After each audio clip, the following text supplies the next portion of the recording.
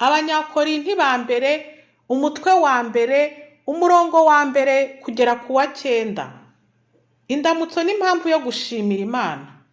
Jewe Pawulo watorewe kuba intumwa ya Yesu Kristu uko Imana yabishatse, hamwe n'umuvandimwe wacu Sositeni kuri Kiliziya y'Imana iri i Korinti, ariyo mwebwe abatagatifurijwe muri Yesu Kristu, mugahamagarirwa kuba intungane hamwe n'abandi bose biyambaza aho bari hose izina rya Nyagasani Yesu Kristu umwami wabo n'uwacu.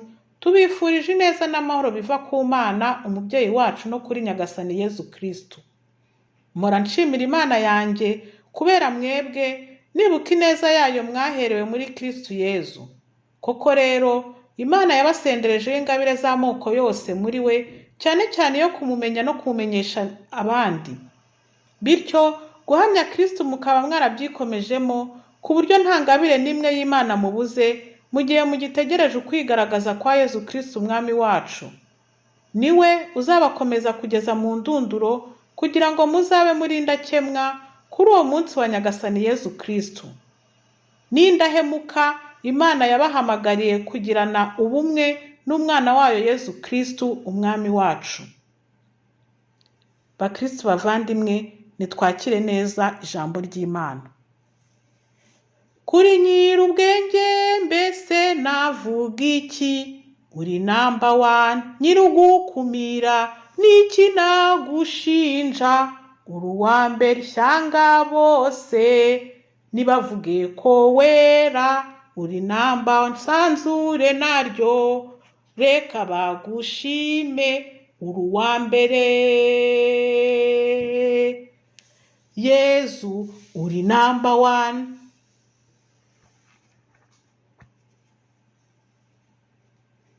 Abagabo bararutanwa njye narabibonye. Mu minsi 3 gusa Satani arayamanika. Isi y'umwijima yose ihinda umushyitsi, barabazanya. Ese uwo ninde?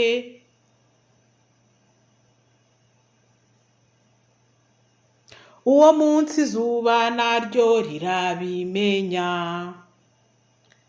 Ikirere nacyo kiti nabyumvise. Imfuruka z'isi zose zirabihamya, barabazanya. Mbese uwo ninde?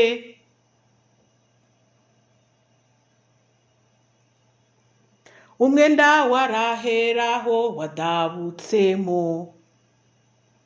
Bamwe muri bo bahita basobanukirwa yuko umwana w'Imana yarangije byose, ni number 1 Yesu, uri uwa mbere.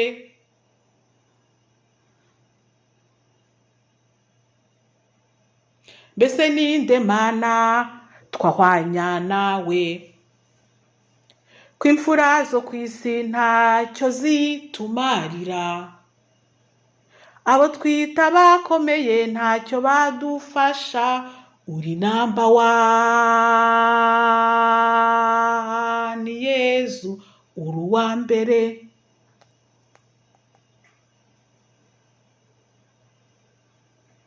Ibyo ukora Yesu njyewe birantangaza.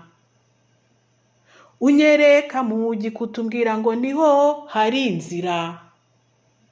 Hagati y'amabuye niho wanyubakiye, ndashikamye